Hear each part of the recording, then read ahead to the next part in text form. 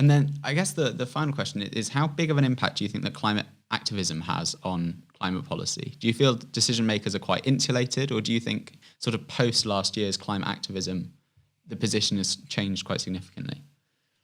So, yeah, and I have views on this. I have views on this that get me in trouble, because I think climate activism has become appropriated by the political system. And by that, in the United States, I mean, obviously in the United States, it has to some degree in the UK, certainly in Australia.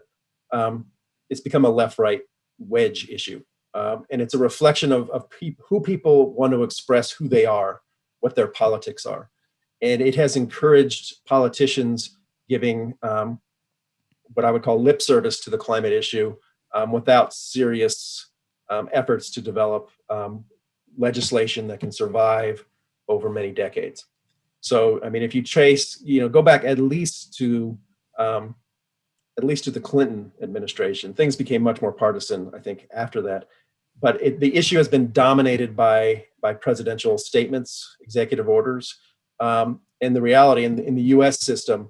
If you want to have lasting systemic change, you need to have legislation passed by Congress, which means Republicans and Democrats to some degree have to come together.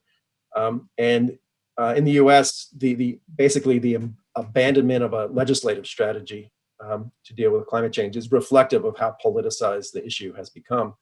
And I think campaigners, the minute that you shift from saying I want climate action to vote for this presidential candidate or vote against that presidential candidate because of climate, I think we risk losing the policy battle right at that point.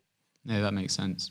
And do you feel that, at least the Democratic Party is shifting towards big sums, $2 trillion for climate action? In the UK, we've had Labour in the last election ran on a campaign of planting 2 billion trees, which works out at something like 200 per minute until 2040. These are quite extreme, promises in an election. Do you feel that we're actually approaching taking, sufficient action?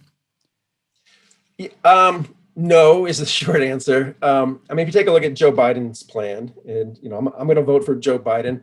But if you take a look at his plan, which is to get the U.S. off of fossil fuel electricity generation by 2035, there's nothing in his plan about how we decommission all of the existing fossil fuel power plants in the country, which means retiring a plant every day and a half between now and then. So on the one hand, he's responding to political pressures from an important constituency, but really hasn't tackled the challenge of how do we actually do this. But the good news is that for Biden's plan, whatever its shortfalls might be, if he's president for 4 years, we're going to be able to tell within the first year or two if he's on track towards that goal. 2035 is close enough in the future that a president who's going to be around until 2025 can be held accountable. Yeah. So I think if nothing else, the climate debate is moving from the mostly symbolic to more and more practical and policy oriented. And we're going to have to start asking questions like, how do we do this? Because in the United States, coal is going away. There's no doubt coal's going to be reduced. That's going to make it look like we're making progress on reducing emissions. Yes. But once coal is gone, then we have to start on natural gas and gasoline. Much harder challenges in the U.S. system. But I am optimistic that that things are moving in a positive direction, just not fast enough to achieve these near-term targets. And it's what we were saying earlier about it's all the stuff that really matters is the boring stuff you're never going to put in a manifesto. Right. And it's often innovation that you don't necessarily know the date at which it's going to happen. Right. I mean, if you look at fracking, whatever people think about fracking was an overnight success story that took 30 years to develop based on public and private partnerships dating to the 1970s. And it was turgid, boring stuff that no one was interested in until it became widespread and hit the marketplace.